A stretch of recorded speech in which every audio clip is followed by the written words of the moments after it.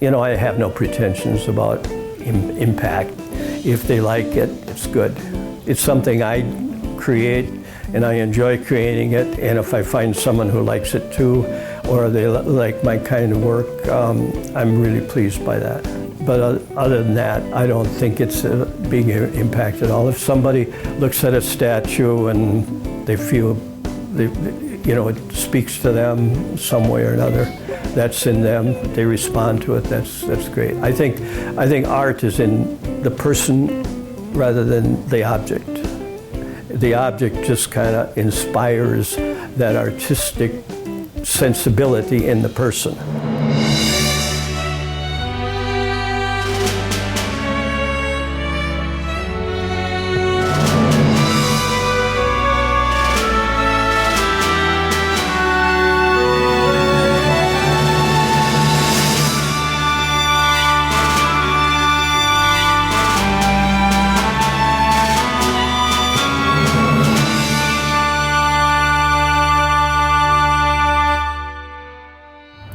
I'm Sam Temple. I'm Logan Ledman.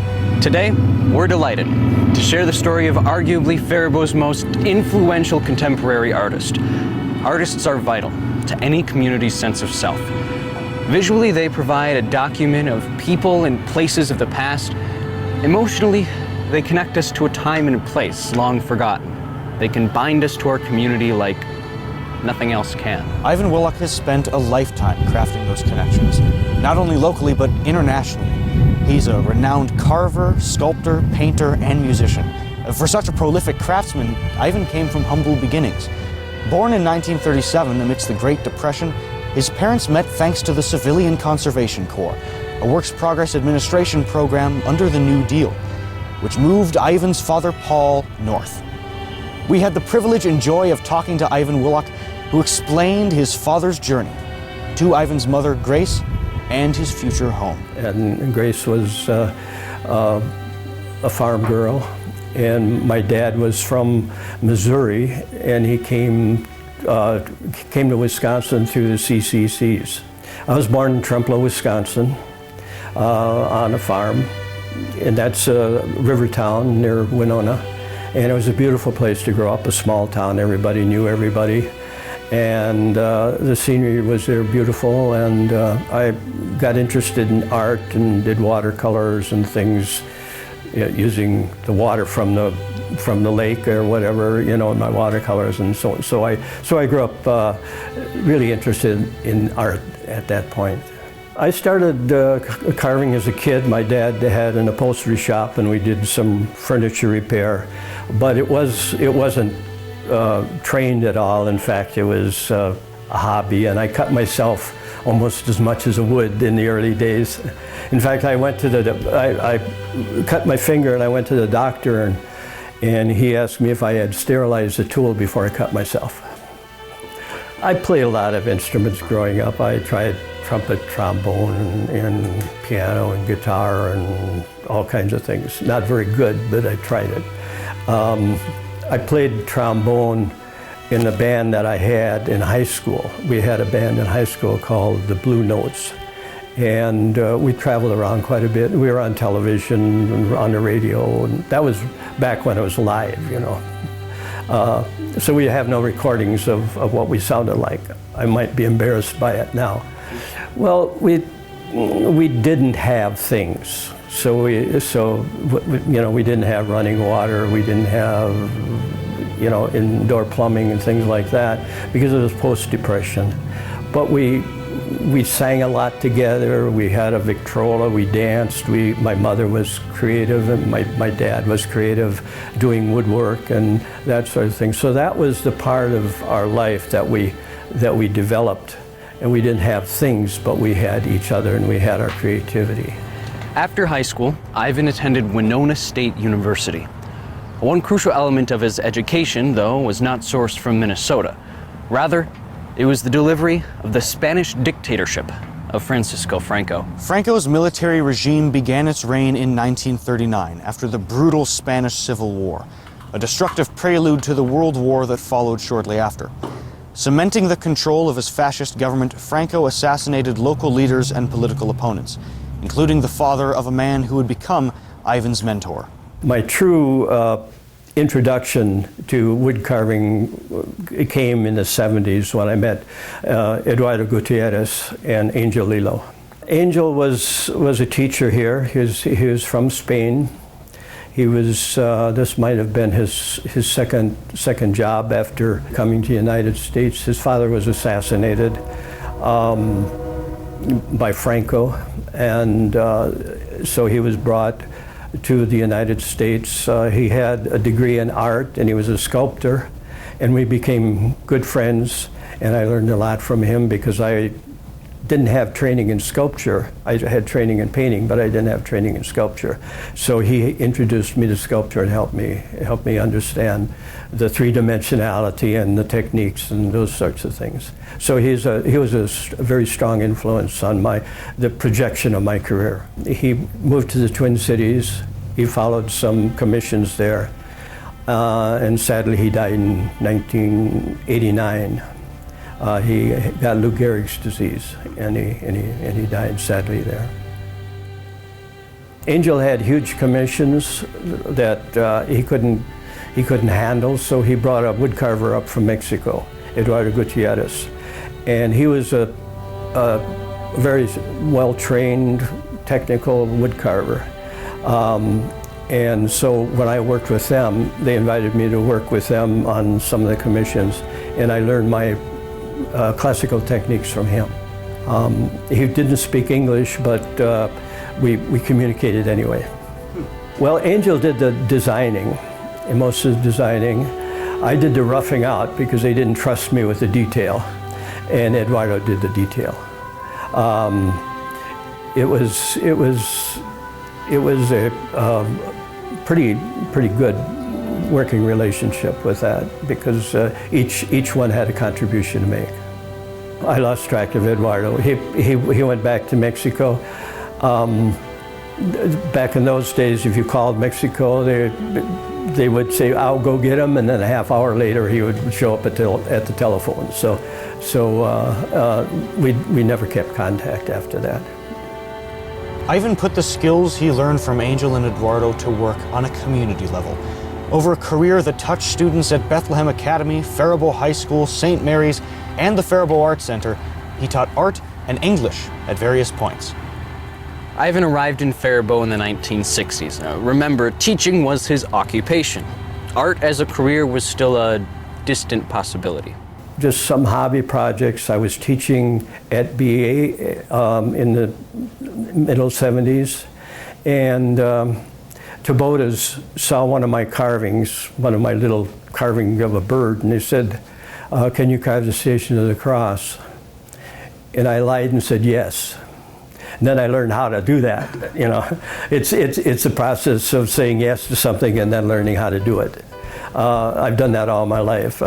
You know, somebody asked me if I could teach pottery. I said yes, and then I taught myself how to teach pottery. So I said yes and designed them, and they turned out to get a lot of attention.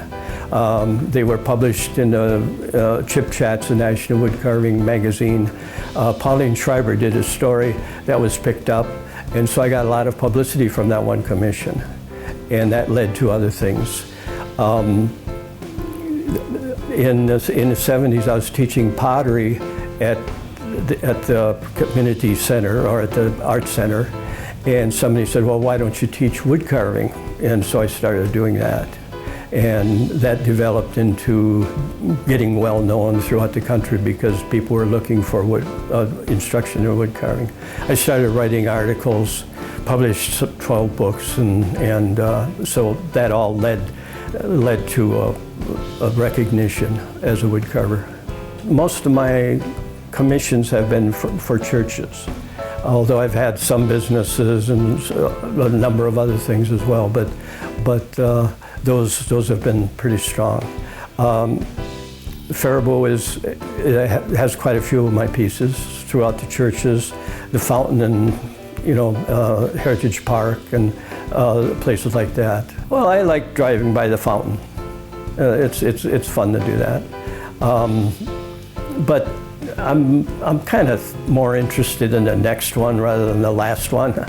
It's, you know, I'm always more interested in what I'm going to do than what I did. For the past half-century, Ivan has now been a strong force for Faribault's artistic community. In an interview with the Faribault Daily News, he said, quote, "There's a notion that Faribault is second place culturally, and that really irks me. There's so many artists and musicians that live right here," end quote. Ivan always keeps his eye on his next project and his next community project. His studio organizes the annual Carv-Fest, a Mecca-like event for the wood carving community. His most toe-tapping endeavor, however, found its roots in a youthful passion that resurfaced a few years later. As a high school kid, I wanted to have a band. So I was going to major in music and minor in art.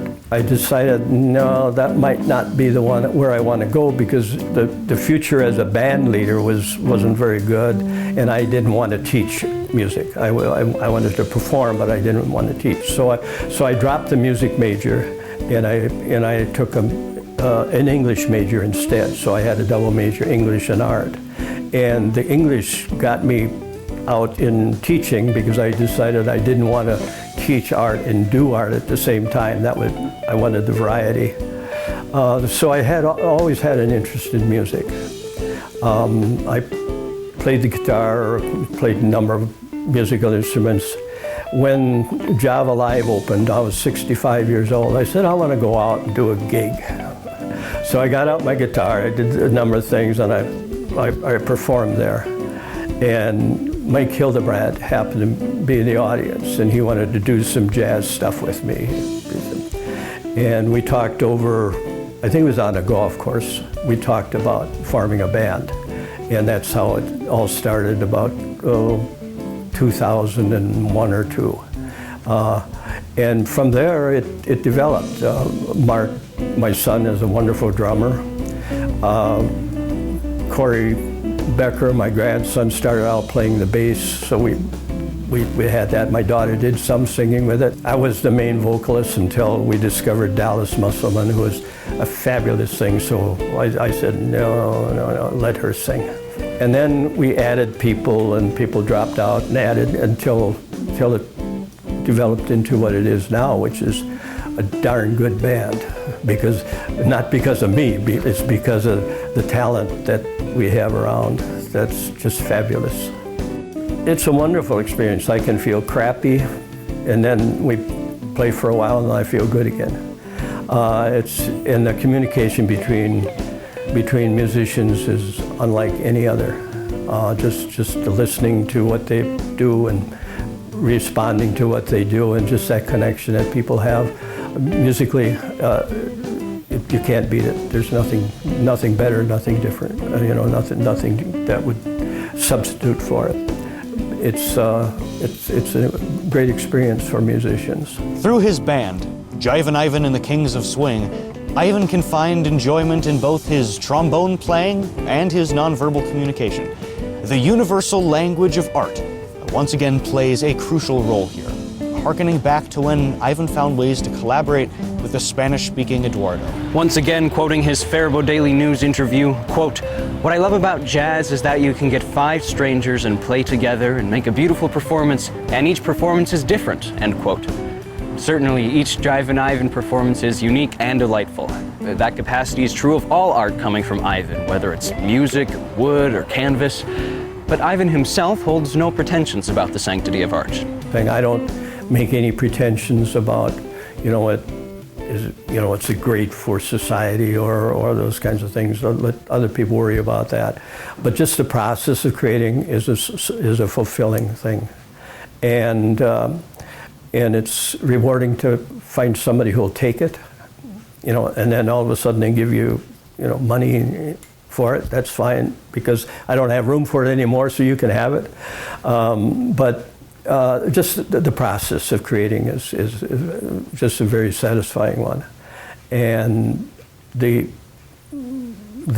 artistic motive or the experience is one that I think all of us share in some way or another. I think people tend to be more artistic than they realize. and their creative impulses are strong, whether it's working on the garden or setting the table or putting a picture in a certain place or rearranging the furniture. We're all aesthetic people, and we have different ways to express that. I express it by chopping on wood and smearing paint on a canvas. Other people express it in other ways, but I think we all have that. Already, Ivan Whillock has left an inseparable legacy with the Faribault community. He has given us portraits of our founders and immortalized the ideals of our present. Ivan certainly has a lot to be proud of and a lot to be remembered for. However, Ivan has his own ideas of what his artistic legacy ought to be. And that's kind of a very big question, but... No, I'm not a legacy guy. I just want people to like my stuff, or if they don't, burn it. It's all burnable. I mean, if you don't like it, burn it.